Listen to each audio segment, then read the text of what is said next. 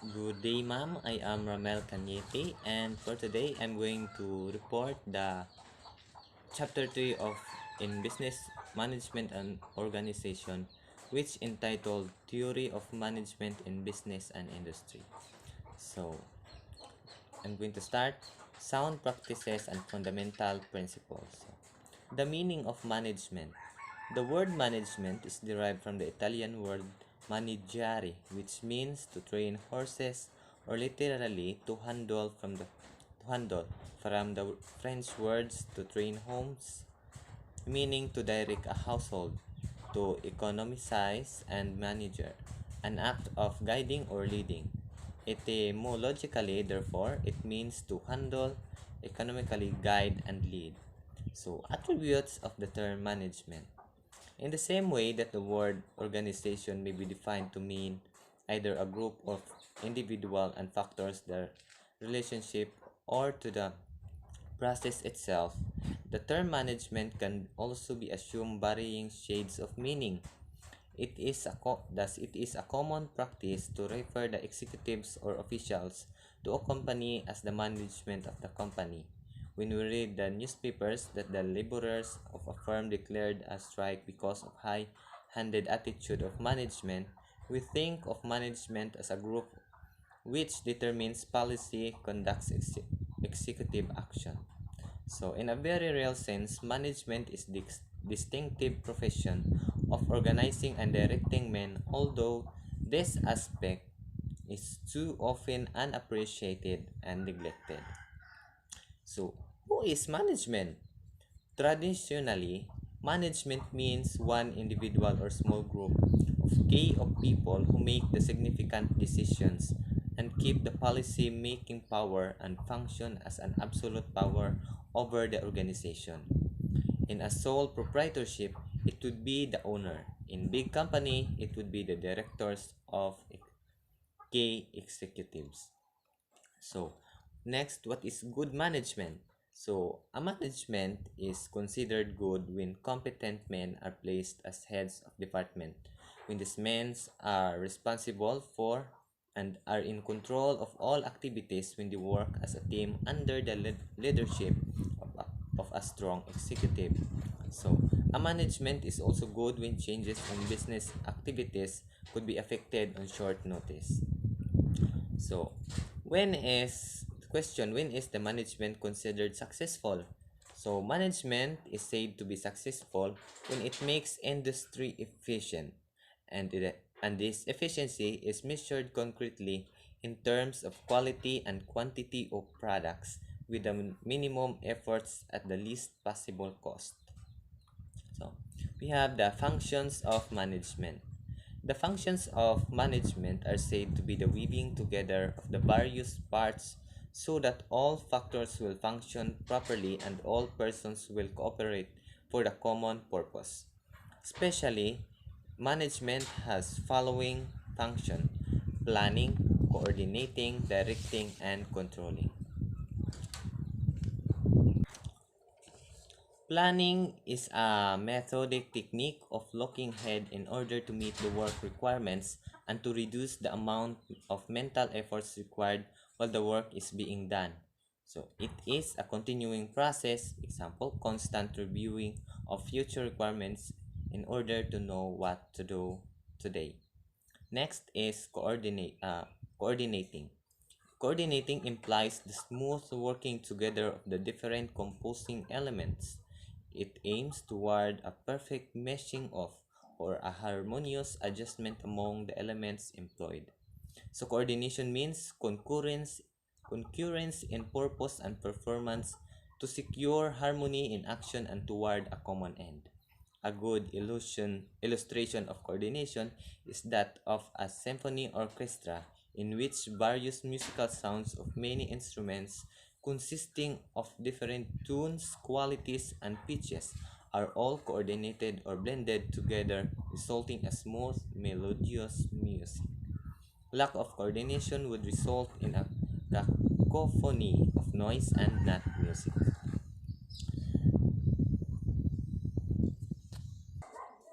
Directing. Directing means the point of all efforts toward the known objective. So example, management directs the basic elements so that they have a bearing straight upon the objective and the lines of actions along which the enterprise is moved to are set up. Direction gives guidance and points out the course to be followed. Lastly, number four, control. Control includes the restraining, checking, and motivating influences exercised by the management. Control requires a knowledge of what is being done, what should be done, and what to do in order to rectify unsatisfactory conditions. When necessary, it includes the power complete coordinated action to be taken. Control keeps the activities of an enterprise with their proper channels. So, relationship between management and organization. In the previous chapter and in the preceding discussion, I mentioned the different and varying definition of organization and management. However, in actual state usage, say in the operation of business concerns, they are generally interchanged or jointly and inseparably applied. So, organization, for instance, is considered as the relationships of a structural elements in business, including the individuals to carry on the work to accomplish the desired purpose. So, organization refers to the structure of or form of an enterprise and the arrangement of all parts thereof in a manner suitable for use in service. While management is the planning, directing, controlling, and coordinating of those elements. Management includes all those in charge of directions of the work of others, those who will see to it that the parts so arranged and structures are used in service to best advantage. So, system, a fundamental in operating a business. So, in a business, planned methods of procedures are called system. When organization produced and standardized, we have system. System is one of the most valuable mechanisms or aids to management. Experience experience has proved that in line of many performance, if a thing to be done efficiently, it must be done systematically. System, if properly utilized materially, aids in securing the desired results of the best possible ways with the latest expenditure of time and effort. So, advantages of proper use of system. The system, when properly applied, has the following advantages. Number one, system is the introduction of order and method whenever it's applied. So such an advantage is apparent in any office considering the, the chaos that would reign if there were no system or filing correspondence, records, and other data, and instead everything were allowed to lie around in any place or one is put over the other as it comes. Number two, everyday work becomes routine through a system. So routine work flows along the regular channels and can be handled by less experienced worker as the planning required for its performance has been done for them. Of course, there is a change of routine become institutionalized and for constructive change to be effective only after extreme effort. Nevertheless, system properly used has this advantage. Number three, system permits those in authority to devote their time and effort to more important work such as planning, attending to major problems, searching for new markets, and effective system. Lastly, number four, system aids in the control and reductions of cost. So, a system based on a certain purpose and comprehensive plan of action removes doubt and promotes certainty. The true cost can be known and controlled. A system promotes smooth running, therefore, many unnecessary costs can be eliminated. So, next, we have the rules for applying system. In considering the advantages gained by the use of system, one must be careful not to consider system as a total cure for all industrial ills. Many managers in the objective to be gained by the use of system. The result was the development and the use of a complicated system so full of red tape, which more than the defeats the very objective of instituting it. So the following are the few simple rules that may be used as guidance, always having in mind that system is a mechanism or an aid of management, a means toward an end but not the end on in itself. The number one, system used in a particular concern should reflect a basic general plan. So in department heads are allowed to devise their own system to secure the fullest cooperations and to meet the needs of all. The basic general plan should be devised through the joint efforts of heads of all departments. Number two, a system must represent a definite and useful purpose. So in other words, any system that has outgrown in its usefulness should be discarded. There should be a conscious recognition that system can be managed if the need of improvement arises. Number three, maintaining a system must prove worth its cost. So this means that a system may help materially in producing the desired results, but as such a cost that it becomes a cure worse than disease. So number four, a system should be clear, simple, easily understood, and adequate to fit the need, but involving the least expenditure of time and effort. Number five, there should be a frequent periodic checking. This periodic examination of a system will enable management to find out whether the system is still accomplishing the desired usefulness and whether the rules have been carried out as expected. So, basic principles of management. There has been a developed in the field of management of body of principles to be applied in the conduct of business. So, the fundamental objectives and operations of all business are alike. It is the application of the principles that is varied to suit the needs of the individual business. So, the following principles formulated some years ago are considered fundamental to the successful conduct of any business enterprise. Number one, the policy, the principle of policy making. So, definite, clear-cut policies are essential to effective management. Why? Company policies should be formulated at the inception of the business enterprise. Policies designate the aims of the business. They are general plans of actions for the conduct of operations. They are the standards set for the guidance of management. Policies defines the true interest of the company, the ideals to be achieved, and outline broadly the methods to be used in the accomplishment. Policies should be definite and comprehensive, yet elastic. They must give a basis for action, setting forth the goal to be aimed and means and approximate methods to be used in arriving at the end. So policies might be broadly classified as general company policies, major policies, and department policies, always bearing in mind, however, that they are not three distinctive classes but rather stages and development of the same underlying idea. The development of a policy may be illustrated by an example. Number two, the principle of improvement and adjustment. To be successful, a business must advance, it cannot remain dormant.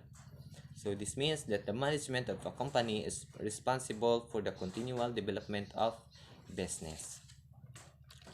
A company which brings out new successful product has a distinctive advantage over its competitors. The company which continuously improves its methods and system and management labor's relationship progresses, while the company which is contented with things they are slips backward. Number three, the principle of balance. To secure proper development of business and efficiency in operation, a company must be internally well balanced. If if one function in a business is given attention more than the other functions, the business shall get out of balance.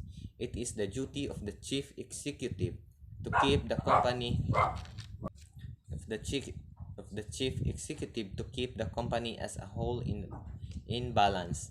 On the other hand, it is the duty of each department head to keep the various units in his departments in balance. Number 4, the principle of relationship of task and accomplishments. A person works best and accomplishes most when he is given a definite job to be completed in a given time. The work is being matured for which is mentally and physically suited. So the broad application of this principle is demonstrated in selective employment, by means of which managements and endeavors to find the person best fitted for the work, who can be chosen through the use of job specification, taking into consideration the training and experience of each applicant. Number 5, the principle of individual effectiveness. Individual effectiveness is increased through training and improved working conditions. So selections of employees is initially the important factor to consider, but no matter how well selected an employee is, his performance is still capable of improvement. Number 6, the principle of simplicity. All elements which are not essential to successful operations should be eliminated, and all those retained should be applied in the simplest way. This principle of effective organization is also principle of sound management. The application of this principle tends to eliminate red tape.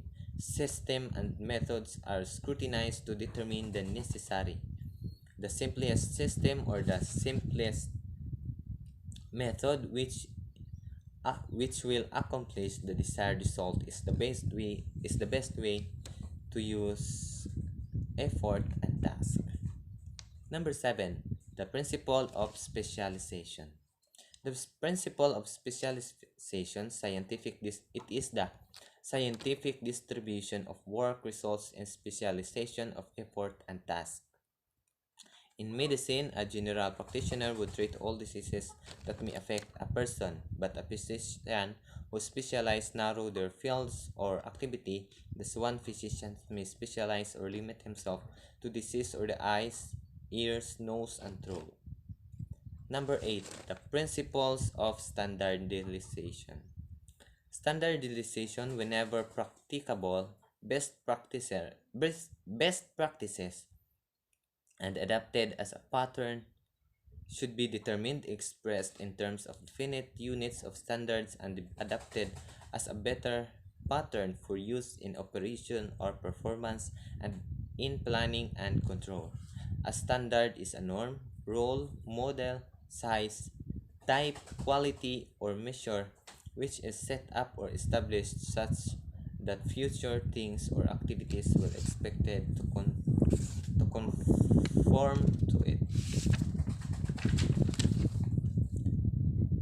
We have the standardization of product.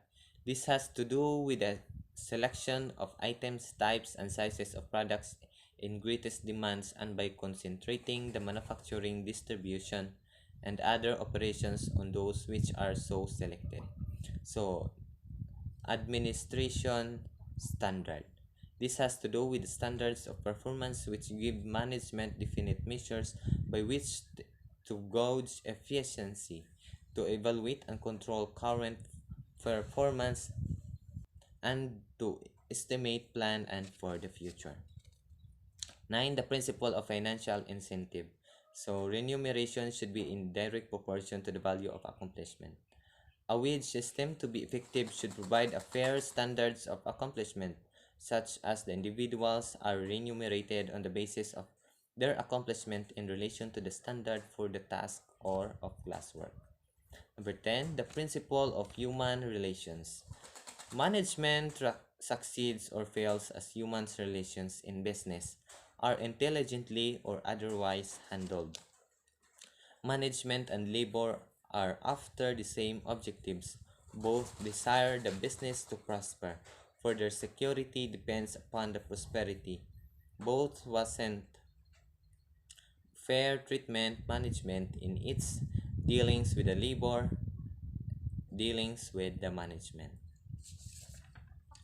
Number 11, the principle of planning.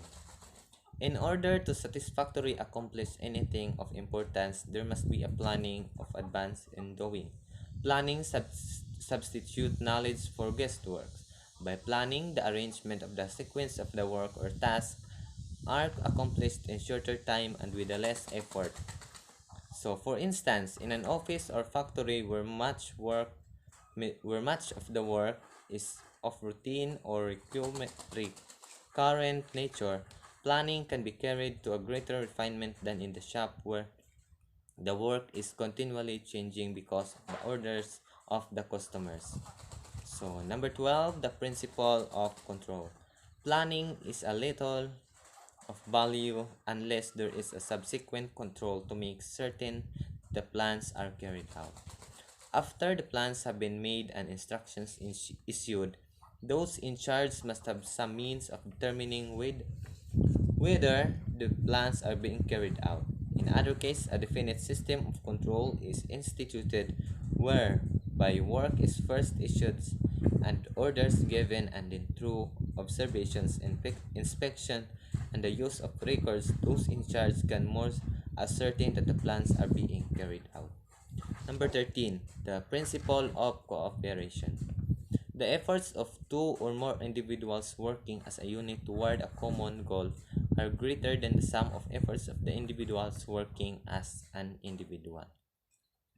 We may say that 1 plus 1 results in total greater than 2 because of cooperation. The principle of cooperation is self-explanatory. Cooperation is nothing more than teamwork. The effects of teamwork are evident to all. Number 15, the principle of delegation of authority and responsibility. Decisions should be made at the lowest practicable organization's level. So delegation means giving power to do certain things to subordinates and pointing out how that power is to be used. The proper appreciation of this principle is important because management is involved with superior, subordinate relationships, and these relationships can become clear only when delegation authority is understood and well applied. Number 16, the principle of utilization of executive ability. The principle of utilization of executive ability. Executive ability can be utilized fully by freeing it of the need to attend to all routine matters. Executive talent is relieved when standards of performance are set up and definite plans are made, and the executive directs his attention only to variations which are materially good or bad, to further planning, to policy making, coordination, and other important tasks. So it is by concentrating on matters such as this that the executive's ability is fully utilized.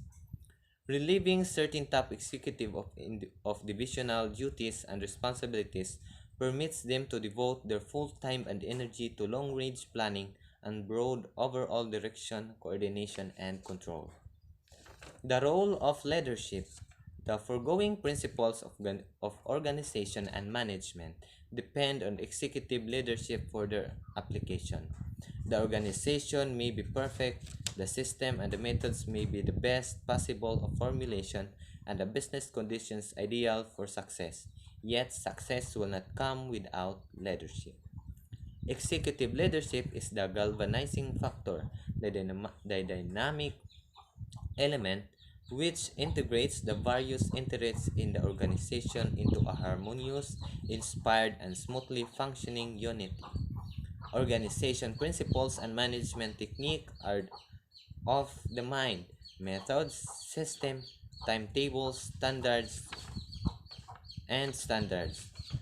Leadership is, is of the spirit, a psychological process that provides guidance through personality, character, intelligence, and other intangible characteristics. The executive or manager, whether at the top or a slightly lower levels, should have certain attributes of a leader, in addition of the technical competence required by the nature of his positions. Thus, the executive should have number one, physical and mental health. So, vitality, strength, and endurance are required of executives. Number two, intellect. Syempre, of course, the mind. Clear thinking and intelligence is either creative or judicial. The leader has creative mind which can easily envision concept of new plans. Number three, personality. The executive should have maturity, social orientation, personal magnetism that commands consent, cooperation, enthusiasm, the ability to inspire, persuasive, and tact. Number four, character. The good executive as a leader has integrity and other excellent characteristic traits. And lastly, we have the language facility. The leader should not only know, but he should also have the ability to teach and communicate what he knows. The, these characteristics of leadership blend the principles of organization and management into a functioning as a whole. So that would be all, ma'am. Thank you and have a nice day.